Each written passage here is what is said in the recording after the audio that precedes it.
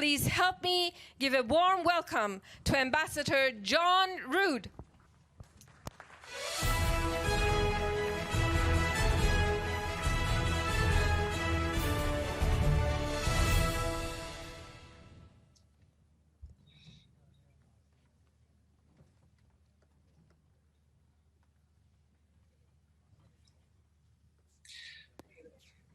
Well, thank you very much for having me to speak to you today.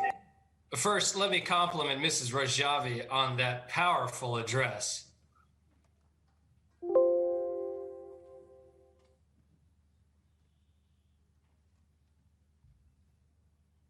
It's also incredibly impressive the way that the organizers have brought together so many from so many different locations in a very interconnected way. In today's world, with all the challenges we face to putting together this type of conference, it's impressive that you have overcome those challenges, and you should feel very proud of the way that you have connected everyone. I also want to thank you for putting me along with so many distinguished guests on this discussion topic that is so important, the Iranian regime's support for terrorism. Today, the Iranian regime remains the world's foremost state sponsor of terrorism. And the Iranian regime also poses the greatest threat to the United States and our allies in the Middle East. Terrorism has been at the heart of the Iranian regime and part of its ideology since the 1979 revolution that brought Ayatollah Khomeini to power. This ideology embraces terrorism as a tool of statecraft.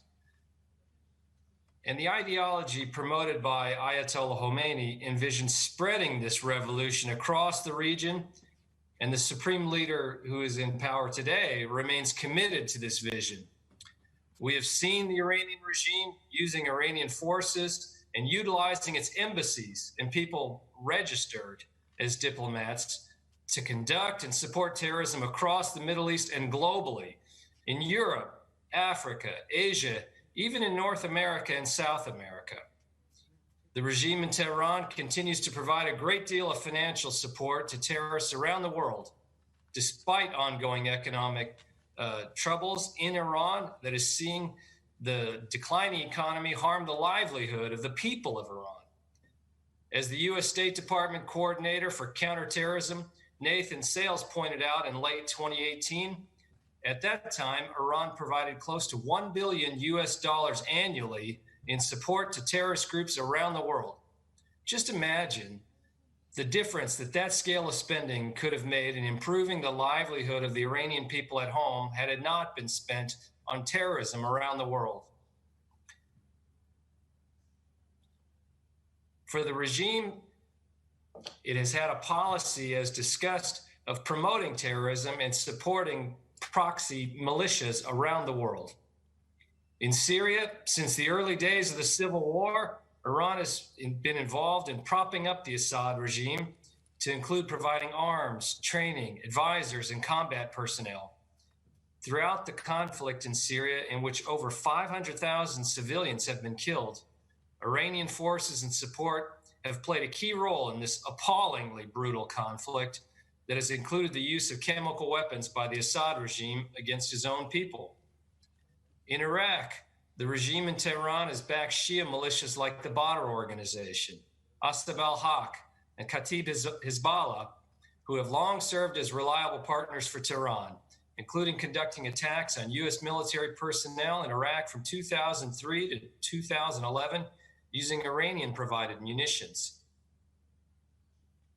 Using these Iranian-provided weapons, these groups were responsible for over 600 U.S. personnel killed in Iraq between 2003 and 2011.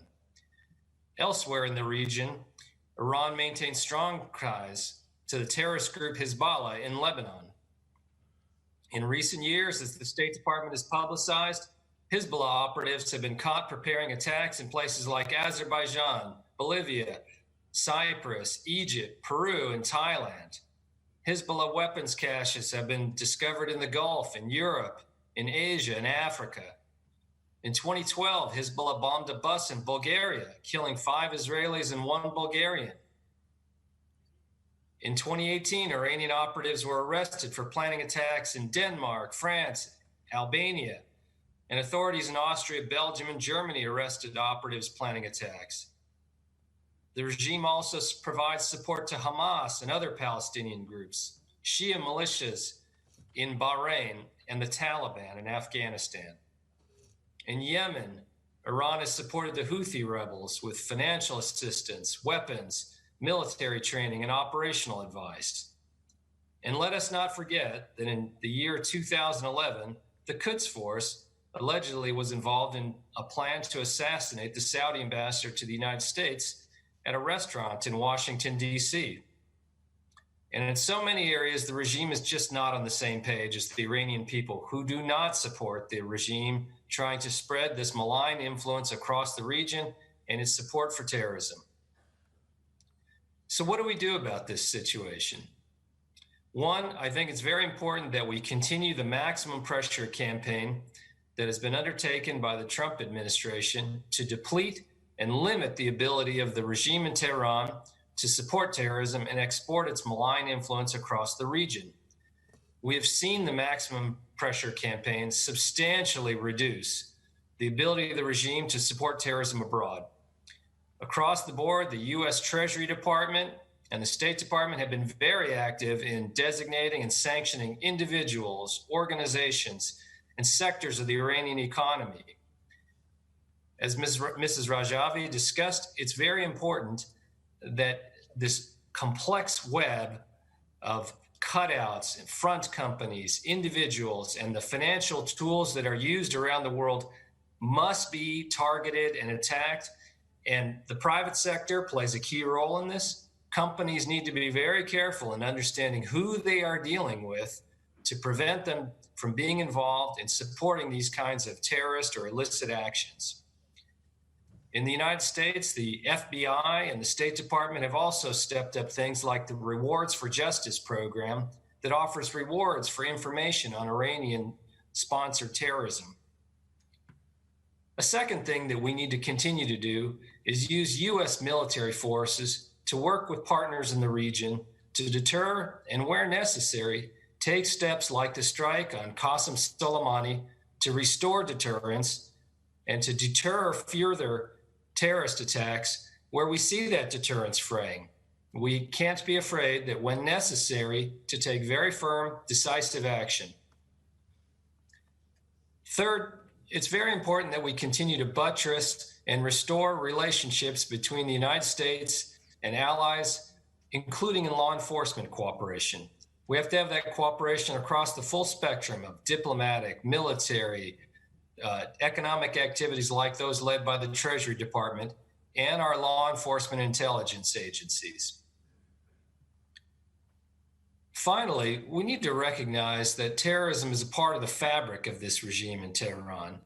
It has been since the start and remains so today. This means that things like Iranian embassies and so-called diplomats will continue to be employed in supporting terror. Countries must act accordingly to very closely monitor and surveil the activities of those Iranian diplomats posted abroad. And in some cases, like we have seen in Albania, they will need to shut down embassies that support terrorism. We simply have to be clear that this is not acceptable, be firm in responding, and this is, again, part of the fabric of this regime and something that we must be very vigilant and firm in countering. So let me just say in conclusion that I'm grateful to the organizers for inviting me to speak to such a distinguished group, and again, to express my admiration for the way that you have overcome all the challenges in the age of coronavirus to bring everyone together, and so many people who are supporters of the cause that you champion. And thank you again for hosting this conference on this critically important issue. Thank you very much for the enlightening